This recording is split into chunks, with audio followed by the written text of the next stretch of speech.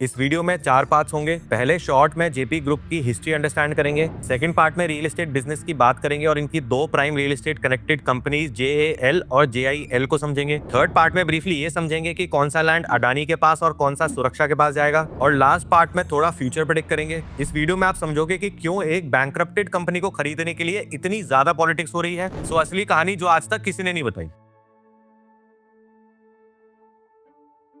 जयप्रकाश गौर साहब यूपी के बुलंदशहर से थे। अपनी इंजीनियरिंग इन्होंने आज के आईआईटी रुड़की से की। यूपी इरिगेशन डिपार्टमेंट में जूनियर इंजीनियर की जॉब लगी। फिर जॉब छोड़ के अपना कॉन्ट्रैक्टिंग का बिजनेस शुरू किया। धीरे धीरे बड़े गवर्नमेंट प्रोजेक्ट्स लिए, जैसे उत्तराखंड में टेरी डैम, गुजरात में Sardar Sarovar dam. Late 1980s में सीमेंट बिजनेस में आए। 1982 से 2010 के बीच में 5 5 स्टार होटल्स बनाए। अर्ली 90s में पावर सेक्टर में एंटर किया। 2001 में Jaypee Greens Greater Noida project से रियल एस्टेट में एंट्री मारी। फिर 2003 में इनको मिला यमुना एक्सप्रेसवे बनाने का कॉन्ट्रैक्ट। गौर साहब उस टाइम की रूलिंग गवर्नमेंट यानी बीएसपी से क्लोज भी थे, but this is what any businessman of this scale does. 165 kilometre का यमुना एक्सप्रेसवे 2012 में इन्होंने कंप्लीट किया और इनको एक्सप्रेसवे बनाने के अगेंस्ट मिली 6175 एकड़ लैंड और 36 साल तक टोल कलेक्शन का राइट। आगे वीडियो में बात करेंगे कि ये लैंड एग्जैक्टली है कहां और अडानी और सुरक्षा के पास क्या क्या आएगा, जो कि ये जानना बहुत इंपॉर्टेंट है। आगे 2011 में Yamuna expressway sport city project में बुध इंटरनेशनल सर्किट बना। 2011, 12, 13 में फॉर्मूला 1 रेस भी हुई। फिर अलग अलग डिस्प्यूट्स की वजह से डिसकंटिन्यू हो गई, बट रिसेंटली 2023 में इंडिया में पहली बार यहाँ मोटो जीपी हुआ। और बुध इंटरनेशनल सर्किट जिसको बनने में 2000 करोड़ लगे थे, इसको आज मैनेज करते हैं समीर गौर, जो गौर साहब के ग्रैंडसन हैं। अब इतना सब जब इनको मिला तो इनको लगने लगा कि हम सब कुछ मैनेज करते रहेंगे, अपन ही भगवान है वाली फीलिंग आ गई। लोन लेते गए, एक्सपेंशन करते गए। गौर साहब की एज भी हो गई और मनोज गौर जी जो उनके बेटे हैं इतना सब कुछ नहीं संभाल पाए। 2014-15 में फाइनेंशियल इशू स्टार्ट हो गए, लोन डिफॉल्ट होने लगे। 2014 से 17 के बीच अल्ट्राटेक ने कुछ सीमेंट प्लांट्स और 2014-15 में जेएसडब्ल्यू एनर्जी ने कुछ हाइड्रो पावर प्रोजेक्ट्स इनसे एक्वायर किए।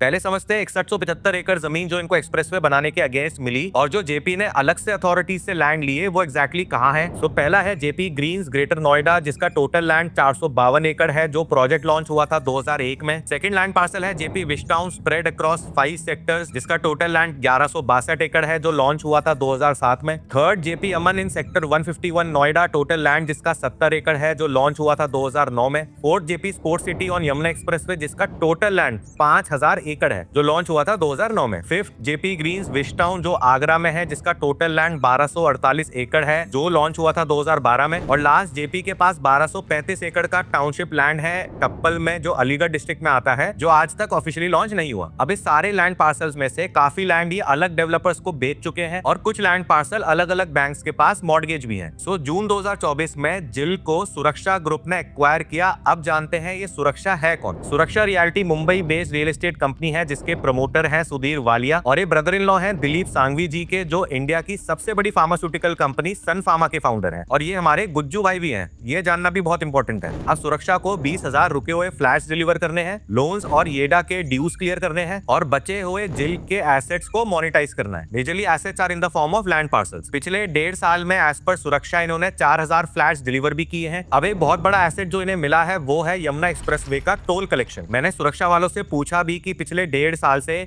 कुछ खास आप इन्वेंट्री सेल भी नहीं कर रहे, कहीं एक सिंगल बोर्ड नहीं लगाया है, क्यों शांत बैठे हैं, कैसे अपने खर्चे मैनेज कर रहे हैं। तो इसका आंसर है टोल कलेक्शन, जो 4 करोड़ रुपए पर डे है। On the other hand JAL has no pending deliveries to give. इनको सारी लाइबिलिटीज क्लियर करनी है और बचे हुए एसेट्स को मोनेटाइज करना है। एसेट्स में इनको लैंड के अलावा सोनभद्र और मिर्जापुर का सीमेंट प्लांट, कुछ पावर प्रोजेक्ट्स, होटल बिजनेस भी मिलना है। और इनके सीमेंट के प्लांट से ज्यादा इंपॉर्टेंट है माइनिंग करने का लाइसेंस। जो अंडरस्टैंड करते हैं इस तरह के लाइसेंसेस की वैल्यू, वही ये समझ पाएंगे। अब यहाँ से स्टोरी में ट्विस्ट आता है। जल को एक्वायर करने के लिए हाईएस्ट बिडर था वेदांता ग्रुप, जिसने 17,000 करोड़ की बिड करी। अपफ्रंट 3800 करोड़ की पेमेंट करने का ऑफर भी किया, बट अडानी को सीओसी यानी कमिटी ऑफ क्रेडिटर्स ने फाइनली जल का एक्विजिशन दिया है। और इसका रीजन बताया है कि अडानी अपफ्रंट ज्यादा पेमेंट दे रहा है। अडानी जी की टोटल बिड थी 14,500 crore with upfront payment of 6,000 crore. And you will be surprise, इससे जस्ट पहले मनोज गौर जी ने खुद की कंपनी को खरीदने के लिए खुद भी बिड किया। नवंबर 2025 में इन्होंने इनफैक्ट हाईएस्ट बिड किया of 18,000 crore with upfront payment of 5,000 crore. अब इनसे कोई ये पूछे अगर आपके पास फंड्स थे तो गुरुजी पहले ही इन्फ्यूज कर लेते। अब इस गौर साहब की गुस्ताखी के बाद एंट्री हुई सेम मंथ नवंबर 2025 में ईडी की, और इसी महीने मनोज गौर जी को अंदर भी जाना पड़ा, जो इतने सालों में कभी नहीं हुआ। इतने केसेस, इतने फ्रॉड्स,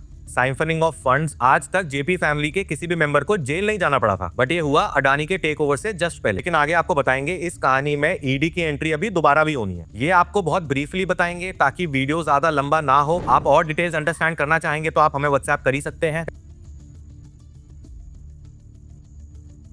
पहले जेपी ग्रीन्स ग्रेटर नोएडा से स्टार्ट करते हैं। 450 एकड़ की टाउनशिप है जो पूरी जल यानी कि अडानी की होगी। अडानी का रोल यहाँ पे गोल्फ, स्पोर्ट्स स्टेडियम और होटल को मैनेज करने के अलावा जो 2 एफएसआई हाई राइज की इस टाउनशिप के अंदर बची है वहां पे अपना प्रोजेक्ट भी लॉन्च करेगा। जो सीआरसी पेरिडोना प्रोजेक्ट आया था उसमें अडानी और सीआरसी का जेवी हो जाएगा मोस्ट प्रोबेबली। गौर की तीनों सोसाइटीज गौर की ही रहेंगी क्योंकि वो आउटराइट लैंड बैंक से इन्होंने खरीदा था। बाकी जेपी की डिलीवर्ड सोसाइटीज इवेंचुअली आरडब्ल्यू को ही हैंड ओवर हो जाएगी। सेकंड जेपी अमन सेक्टर 151 नोएडा, ये जेल के अंडर है, डिलीवर्ड है। कुछ 100-125 यूनिट्स अनसोल्ड भी अवेलेबल है जो सुरक्षा 9,000 रुपए पर स्क्वायर फीट के आसपास बेच भी रहा है। बस ग्लिच ये है कि रीसेल में यहाँ कम में मिल जाता है यूनिट, बट सुरक्षा यानी जिल ने ट्रांसफर चार्जेस काफी बढ़ा दिए हैं। ऑल्दो अभी भी 1,000 रुपए पर स्क्वायर फीट के आसपास का गैप है। अभी इनफैक्ट सुरक्षा ने अमन के ओनर्स को बोला भी था कि सब लोग कुछ पैसे दो और अनसोल्ड फ्लैट्स के अगेंस्ट सुरक्षा खुद पैसे डालेगा और इस पैसे से पूरी सोसाइटी को दोबारा रिपेयर और पेंट करते हैं, बट लोगों ने पैसे दिए ही नहीं। इस तरह के प्रोजेक्ट्स में आफ्टर डिलीवरी मेंटेनेंस का भी एक काफी ग्रे एरिया रह जाता है। बट एनीवेज जेपी अमन सुरक्षा ग्रुप जल्दी ही आरडब्ल्यूए को हैंड ओवर करने वाला है। अब बात करते हैं जेपी विस्टाउन की। सेक्टर 128 प्राइमरली जल का है। एक्सेस हाउस जहाँ है ये जेपी का ऑफिस बनना था, बट एक्सेस ने लोन के अगेंस्ट सेटल कर लिया। उसके बगल में है मैक्स एस्टेट्स 128। उसके नेक्स्ट ये कमर्शियल प्लॉट्स जेपी ने एक्विजिशन से पहले ओकाया बैटरी वालों को दे दिए। सेक्टर 128 गोल्फ के सराउंडिंग मेजरली अडानी के अंडर ही जाएगा। कलिप्सो कोर्ट, इंपीरियल कोर्ट, ये सारा जल का पार्ट है। यहाँ भी delivered individual societies eventually RW ही मैनेज करेगा। लेकिन ओवरऑल बीच बीच में जल और जिल का मिक्स भी है। I explain you. जैसे एलएनटी वाला प्रोजेक्ट जिल का लैंड था, इसकी रजिस्ट्री भी इनफैक्ट सुरक्षा ही कराएगा। इसके अपोजिट सुरक्षा का हाई राइज इस साल के एंड में प्लान कर रहे हैं लाने का। 128 में पेबल कोर्ट, किंग्सवुड, ओरिएंटल विला ये सुरक्षा के अंडर है। बाकी जितना आपको गोल्फ के सराउंडिंग दिख रहा है ये सब अडानी का रहेगा, यानी जेपी स्कूल और कॉलेज के अपोजिट सारा गोल्फ फेसिंग लैंड। अगर आप इस लोकेशन में आए हैं तो यहाँ पे गौर साहब का प्राइवेट हेलीपैड भी है। और 128 में ये वाला लैंड पार्सल जेपी से बुटानी ने लिया था। और ये है बूमरैंग क्लब जिसको जेपी ने अपने एजुकेशन वाले ट्रस्ट के अंदर ले लिया है और इसकी मेंबरशिप वो खुद बेचेगा। ये है बूमरैंग रेजिडेंसीज जो गुलशन ग्रुप ला रहा था। और ये है कासा ब्लांका जिसमें 3 टावर्स मैक्स के जस्ट पीछे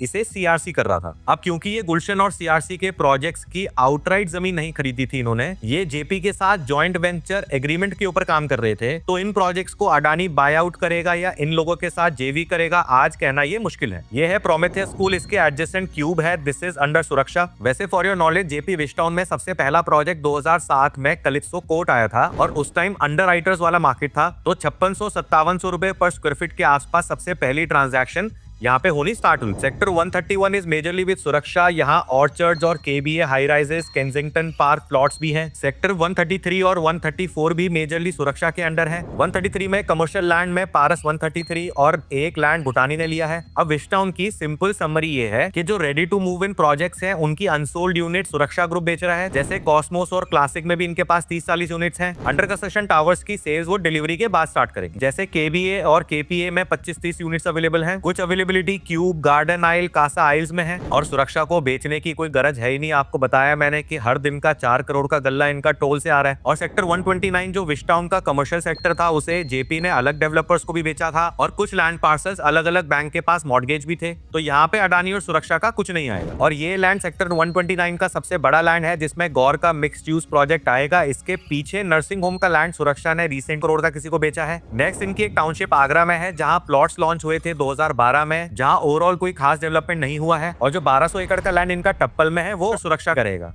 अब बात करते हैं जेपी के सबसे बड़े लैंड पार्सल की जो है यमुना एक्सप्रेसवे पे स्पोर्ट्स सिटी। आप ओवरऑल ये मानो कि इस रिंग रोड के ऊपर वाला पार्ट मेजरली अडानी का रहेगा। जहां प्लॉट्स आए थे कंट्री होम्स के नाम से, कासिया कोव नाम से प्रोजेक्ट भी आए थे। ये पूरा बुध इंटरनेशनल सर्किट और इंटरनेशनल क्रिकेट स्टेडियम भी। और इसके नीचे वाला पार्ट मेजरली सुरक्षा का है। ये लैंड एस एकरविले प्रोजेक्ट है। इसके अराउंड है जेपी यमुना विहार के प्लॉट्स और अपोजिट साइड ऑफ एक्सप्रेसवे अमन 3 करके एक प्रोजेक्ट आया था। और एक्जैक्टली इस लोकेशन में जेपी की बहुत बड़ी यूनिवर्सिटी भी बन रही है। और जल्दी ही सुरक्षा ग्रुप 2 प्लॉटेड प्रोजेक्ट्स के अंदर अनसोल्ड यूनिट्स को सेल करने के लिए रेरा लाइसेंस रिसीव करने वाला है। और जितने भी इस लेआउट के अंदर आपको पिंक मार्क लैंड दिख रहे हैं वो जेपी ग्रुप ने पहले ही किसी न किसी को बेच दिए थे। एग्जांपल ये वाला लैंड है गौर यमुना सिटी। अब आप ये समझिए अगर जेपी ग्रुप इस यमुना एक्सप्रेसवे के मैसिव प्रोजेक्ट को अच्छे से बनाता तो आज इस माइक्रो मार्केट की सिचुएशन कुछ और ही होती। लेकिन आने वाले टाइम में अडानी ग्रुप के plots, high rises, commercial, international standard, sports facilities, बहुत कुछ आने वाला है। आने वाले 5-7 साल के अंदर सिर्फ अडानी की वजह से ये लोकेशन आपको 180 डिग्री बिल्कुल डिफरेंट दिखेगी। और भी बहुत सी इंफॉर्मेशन हमें पता है, लेकिन हर चीज आपको ऑनलाइन भी नहीं बता सकते।